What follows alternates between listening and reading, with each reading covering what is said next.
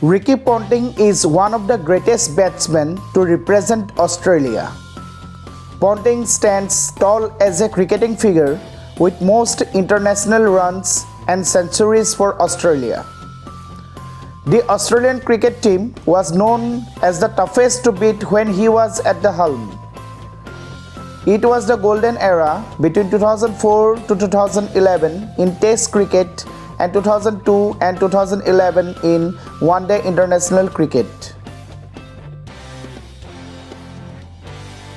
Ponting holds the incredible record of being the only cricketer in history of Test cricket to be a part of 100 Test match wins while playing for Australia.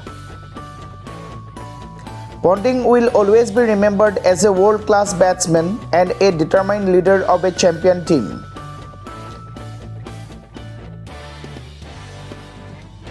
Ricky Thomas Ponting was born on 19th December 1974 at Launceston, Tasmania.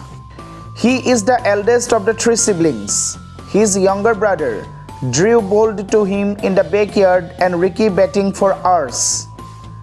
When Drew would get his chance and resume batting, Ricky would dismiss him soon enough to hold the bat again.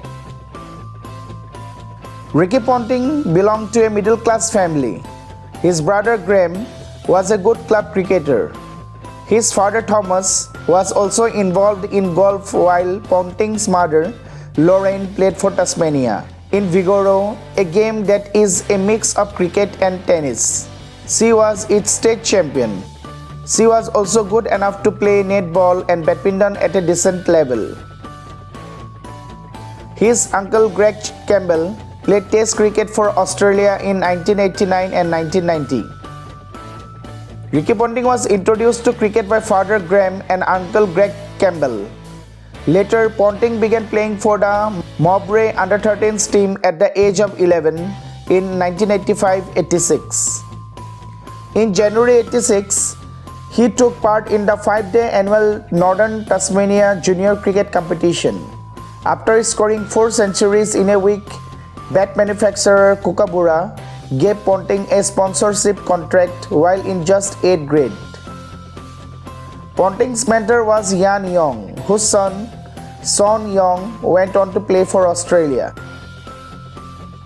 After leaving school at the end of year 10 in 1990, he began work with the ground staff team at Scots Oakburgh College. Ponting was a part of the scoreboard team at Sheffield Shield games. He used to be rewarded with $20 Australian for his day's job. Ponting first met with Adam Gilchrist and Glenn McGrath on a tour to South Africa in 1992. Ponting and Gilchrist sat next to each other on the flight to South Africa but hardly knew each other and exchanged words only after getting down at Johannesburg. In 1992, when Ponting was a part of the Australian Cricket Academy, he first saw Sachin Tendulkar. Having heard a lot about him, Ponting asked the authorities to allow him to stay after practice to watch the Indian youngster. During his time at the academy in Adelaide, Ponting met Shane Warne, who was already a Test cricketer by then. Ponting's liking for dog races and his penchant of betting on them prompted Warne to christen him as Punter, and that name stuck forever. Ricky Ponting made his ODI debut for Australia against South Africa in 1995 and Test debut against Sri Lanka at Perth. Ponting is one of the most successful captains in the history of cricket. The early 2000s saw Australia dominating every team in the world. The Aussies won a hat-trick of World Cups, out of which Ponting captained Australia to 2 consecutive World Cup victories in 2003 and 2007. His record in the Ashes is the only thing which he would like to forget in his career. He holds a record of being the only Australian captain to have led his team to 3 separate Ashes series defeats. Ponting is not only a cricketer but also a writer who has published various books like Brian Murgatroyd, Jeff Armstrong, his autobiography, Ponting at the Close of Play.